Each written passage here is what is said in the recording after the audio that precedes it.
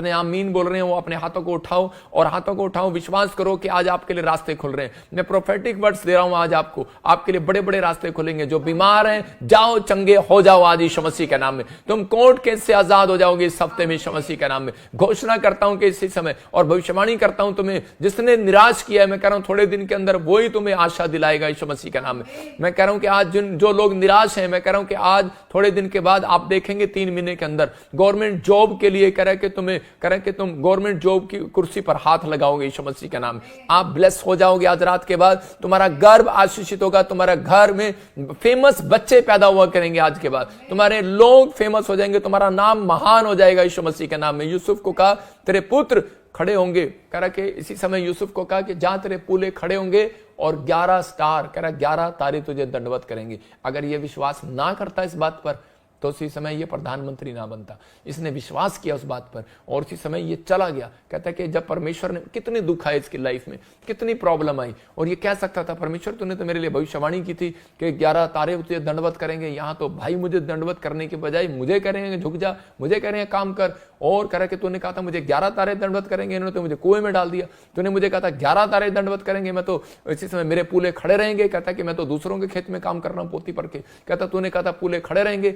और 11 तारे तुझे दंडवत करेंगे। कहता यहाँ तो रानी ने मुझे जेल में डलवा दिया, फिरौन ने मुझे जेल में डाल दिया। लेकिन उसी समय उसने भरोसा रखा, उसने इन बातों को नहीं कहा। उसके दिमाग में सिर्फ विचार आए, लेकिन वो विश्वास से चलता रहा, चलता रहा, चलता रहा। क्यों? उस प्रोफेसी को लेकर चलता रहा, चलता रहा कि एक दिन मेरे जीवन में प्रोफेसी पूरी होगी। एक दिन जीवन में आप भी ऐसा विश्वास लेकर चलते रहे, बस काम बना या नहीं बना, लेकिन ये विश्वास से चलते रहे कि एक दिन मेरी लाइफ में भी, कहते कि वो जो परमेश्वर ने जो मेरी लाइफ में वचन दिया है वो पूरा होगा। परमेश्वर ने जो घोषणा की है मेरी लाइफ में वो होगी। मैं कह रहा हूं कि परमेश्वर ने जो छुटकारा दिया है वो होगा एक दिन। परमेश्वर जो बोलता है वो करता है। कह रहा है कि उसकी कोई एक भी वचन खाली हाथ नहीं जाएगा, कि आप विश्वास के साथ चलते रहे। यूसुफ विश्वास के साथ चलता रहा और एक, मैं कह रहा हूं उसको बाद में समझ में आया, जहां पर वो रहता था, जिस जेल में वो था, तो उसी समय उससे सिर्फ कह रहे कि 10 मिनट का रास्ता था राजा के महल तक। परमेश्वर उसको 10 मिनट में उसकी जिंदगी बदलना चाहता था। हो सकता है आज आप किसी पीड़ा में हो, लेकिन आपको नहीं पता कि आप यहां से कहीं दुबई चले गए हो, अमेरिका चले गए हो, इंग्लैंड चले गए हो, पाकिस्तान चले गए हो,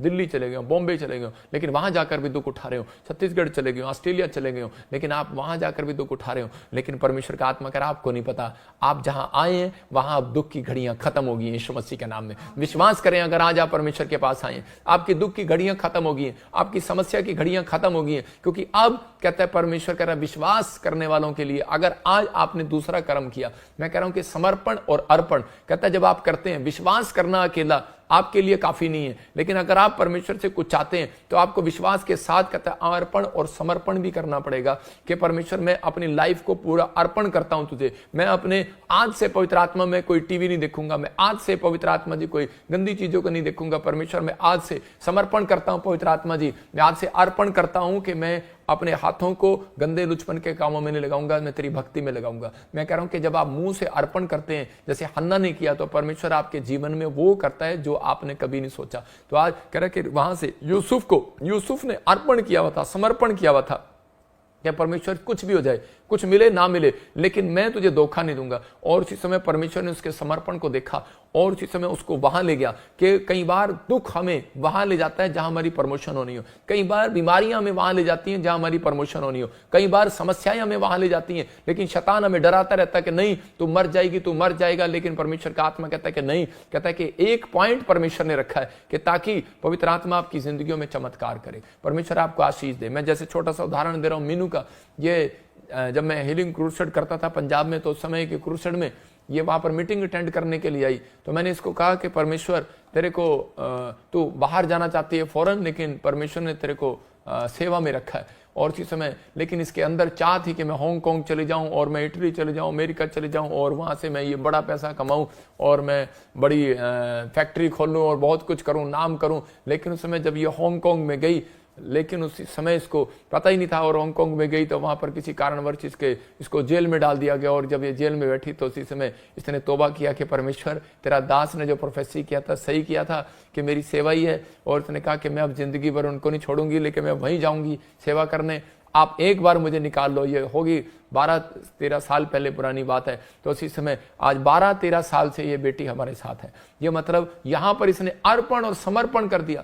ये अपनी लाइफ में कभी ऐसा भी नहीं सोचती कि भाई मैं आज मैं पादरी साहब को छोड़कर चले जाऊं, मैं आज चर्च छोड़कर चले जाऊं, मेरे जीवन में कोई ये चीज नहीं आई, मेरे जीवन में वो चीज नहीं आई। परमेश्वर एक समय रखता है आपकी लाइफ में किसी प्रॉब्लम का, अगर हुआ वो प्रॉब्लम तो वो आपके फायदे के लिए। मैं कह रहा हूं कि आज ये एक अभिषिक्त दास के साथ नहीं बैठ सकती थी अगर ये वहां पर समर्पण ना करती, मैं अगर वहां पीड़ा में ना होती, तो अगर यूसुफ पीड़ा में ना होता तो वो कह रहे कि वो कभी राजा के महल में नहीं जाने वाला था। इसलिए आपके जिंदगी में जब परीक्षा आती है, इसलिए जब आपकी जिंदगी में कहते हैं कि आप पीड़ाएं आती हैं, प्रॉब्लम आती हैं, तो आपको सिर्फ करना क्या है, आपको परीक्षा में कहता है अपनी पीड़ाओं में कहता है विश्वास के साथ चलना है। बेशक आपको दर्शन ना है, बेशक आपके लिए भविष्यवाणी ना हो, बेशक परमेश्वर आपसे बात करना बंद कर दे, बेशक कोई वचन आपको ना मिले, लेकिन आप विश्वास से चलते रहो, क्योंकि परमेश्वर ऐसे लोगों को प्यार करता है, उनकी ओर देखता है। कैमरा लगाकर मैं उसको देख रहा हूं दूरबीन से, ये क्या कर रहा है, तो उसी समय परमेश्वर ऐसे लोगों को प्यार करता है, पसंद करता है। और यही चीज परमेश्वर को पसंद आई यूसुफ की,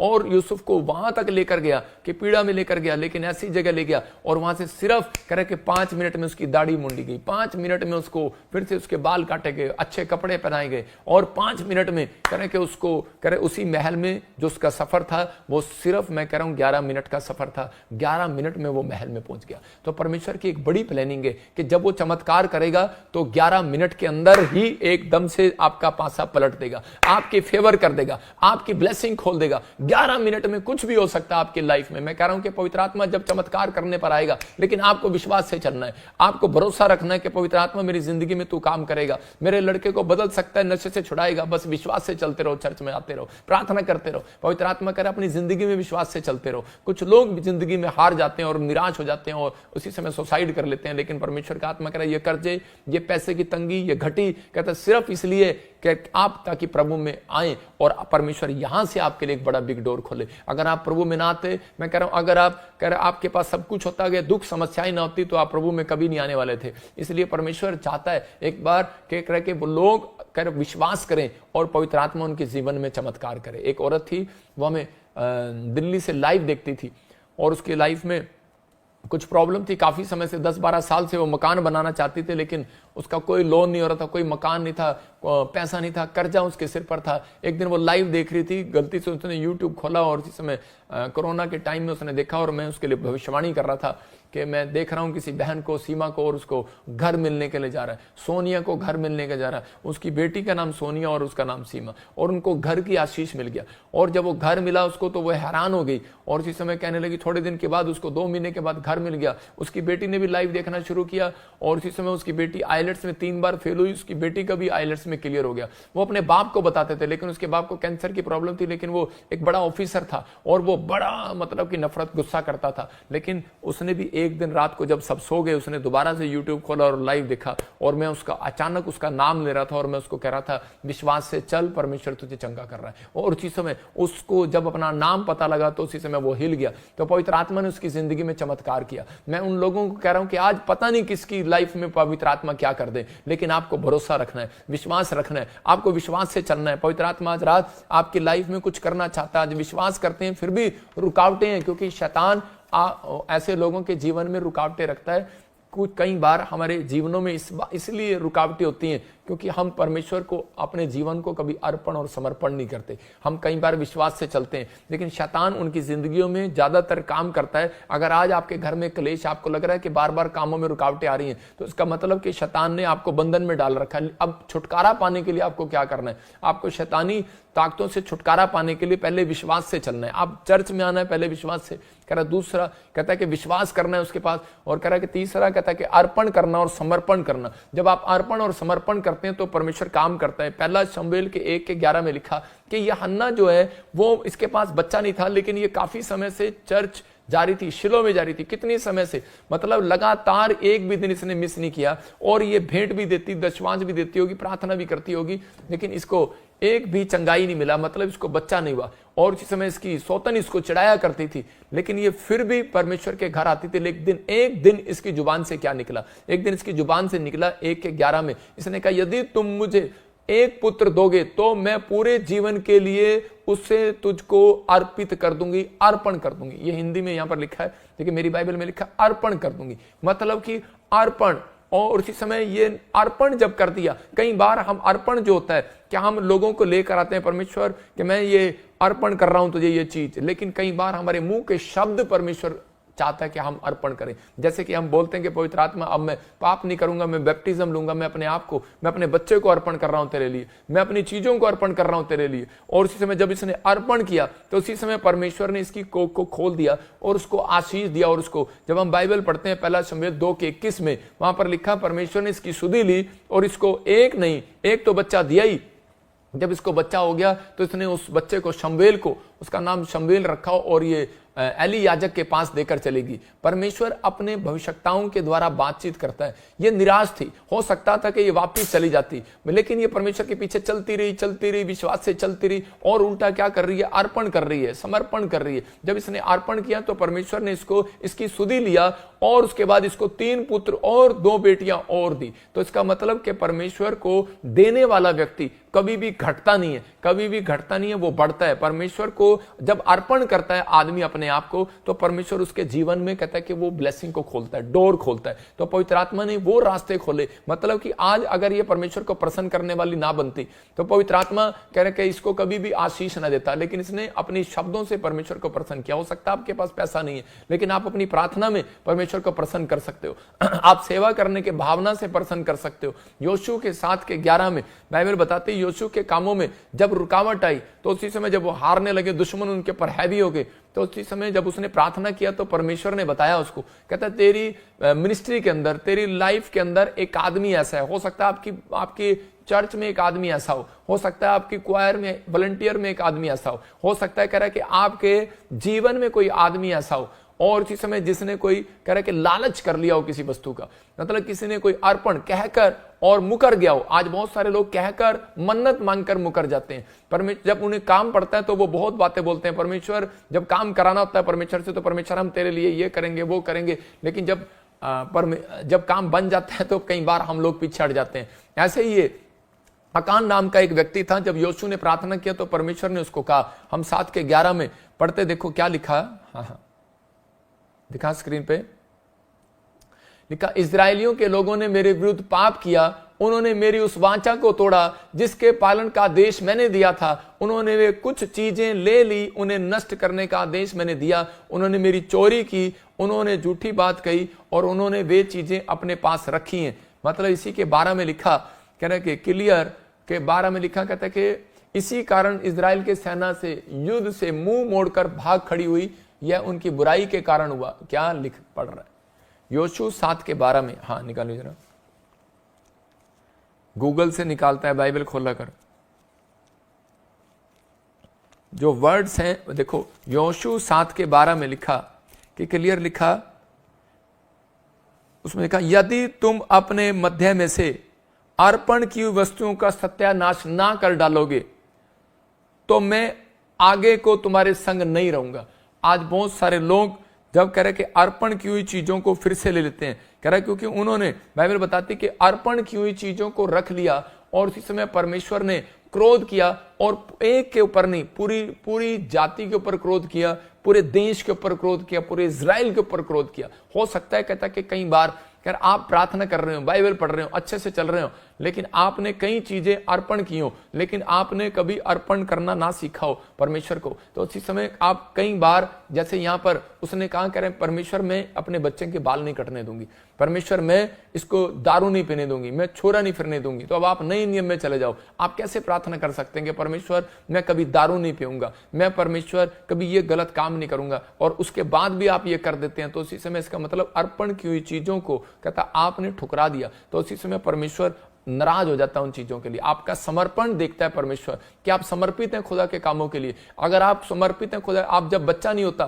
तो उसी समय बोलते हैं कि परमेश्वर हमें बच्चा दे दूंगी, समर्पित कर दूंगी, सेवा में समर्पित कर दूंगी इसको। लेकिन जब कह रहे कि बड़ा हो गया बच्चा तो उसी समय उसको समर्पित करने की बजाय उसको दिल पर लगाकर उसको इंजीनियर और डॉक्टर बना रहे हैं। परमेश्वर कह रहा है कि वो चीजें खतरनाक है। जब आप जो बोलते हैं वो करके दिखाएं, क्योंकि यहाँ पर अकान का पाप था ये, और अकान को परमेश्वर ने उसी समय उसको छोड़ दिया और उसको इजराइल जाति को कहा ऐसे व्यक्ति को पत्थर से मार डाला जाए, और उस व्यक्ति को पत्थर से मार डाला गया, मर गया वो आदमी। मतलब कि अर्पण और समर्पण आपके लाइफ में। आज आप बहुत सारे लोग मरते तो नहीं है, लेकिन उनके काम मर जाते हैं, उनके बिजनेस मर जाते हैं, उनकी चीजें मर जाती हैं, क्योंकि उन्होंने जो परमेश्वर के सामने फैसले लिए थे उस पर वो खरे नहीं उतरे, चल नहीं पाए, विश्वास से चल नहीं पाए। इसलिए कह रहे हैं कि परमेश्वर कई बार उन लोगों के जीवन में रुकावटें आने देता है, उनके जीवन में बिजनेस को रोक देता है। अगर आज आप चाहते हैं कि बिजनेस खुले, आपके बच्चे आगे बढ़े, तो फिर से हाथ उठाओ और कहो कि परमेश्वर के इसी समय पवित्र आत्मा में, आज से परमेश्वर पवित्र आत्मा आपके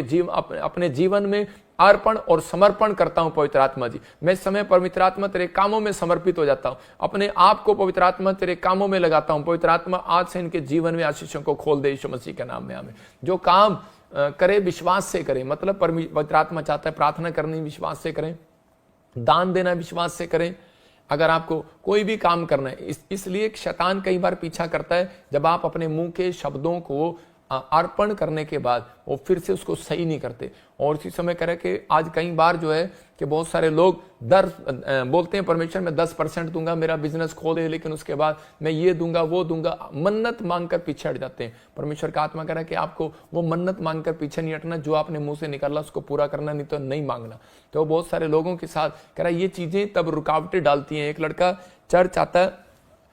चर्च आता था और इसी समय जब वो विश्वास करता तो वो चर्च में जा रहा था, विश्वास से चलता था वो, और चलने के बाद थोड़ी देर में वो रास्ते में जा रहा था तो उसी समय वो गिर गया, एक खड्डे में गिर गया। और उसी समय जब गिरा तो उसके कपड़े गंदे हो गए, वो दोबारा से फटाफट वो घर गया और उसने कहा मैं कपड़े बदल के चर्च जाऊंगा, क्योंकि उसने समर्पित किया हुआ था कि मैं जब भी मैं हमेशा संडे चर्च जाया करूंगा, क्योंकि उसने अर्पण किया था अपने आप को, अपनी सोचों को, अपने विचारों को समर्पित था वो। और उसी समय जब वो गिर गया तो उसके बाद वो वापस गया कपड़े बदलने के लिए। लेकिन जब उसने कहा जब मैं घर आई गया तो मैं अपनी बहन को साथ लेकर चलता हूँ, जब वो अपनी बहन को साथ लेकर गया तो उसमें उसकी बहन भी कीचड़ में गिर गई, वो देखो कीचड़ में गिर गई। और उसके बाद फिर उसने कहा कि चल उठ बहन और तू भी चल, कपड़े बदलने चलते हैं। तो उसी समय उसकी बहन ने सोचा शायद अब तो लेट हो गया, अब नहीं जाएंगे, लेकिन उसी समय उसने कपड़े बदले और उसको कहा कि चल अब हम चलेंगे चर्च। और उसी समय उसकी माँ घर में थी, उसने कहा माँ जब हम वापिस आए तो तू भी मेरे साथ चल। वो अपनी माँ को भी अपने घर में चर्च में लेके चल पड़ा। और उसी समय जब वो जा रहे थे तो रास्ते में उसी समय कि एक आदमी उन्हें लालटेन दिए हुए खड़ा हुआ मिलता है। तो उसने पूछा, कहता है कि भाई साहब ओहो, कह रहा थैंक यू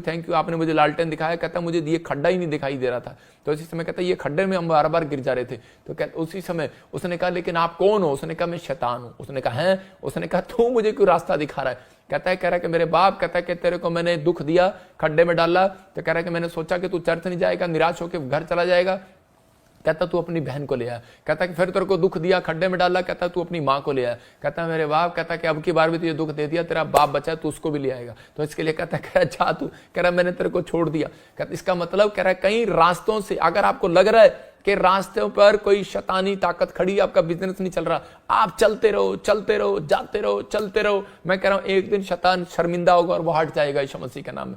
सबको जय मसीह की। मैं जतिन बब्बर और आप देख रहे हैं मसीह परिवार चैनल। जैसे कि आप सब जानते हैं कि मैं इस चैनल पे प्रभु के अलग अलग दासों की वीडियोस डालता हूं, तो अगर आपको हमारा चैनल अच्छा लगता है तो आप इस चैनल को ज़्यादा से ज़्यादा सब्सक्राइब जरूर करें, ताकि आप प्रभु के वचन को सुन सके। वीडियोस को ज़्यादा से ज़्यादा शेयर करें, ताकि जिन लोगों तक वचन नहीं पहुंचा उन तक भी वचन पहुंच सके। सबको जय मसीह की। एक बार मैं आपसे दोबारा कहूँगा कि इस चैनल को सब्सक्राइब जरूर करें और वीडियोस को ज़्यादा से ज़्यादा शेयर करें। जय मसीह की।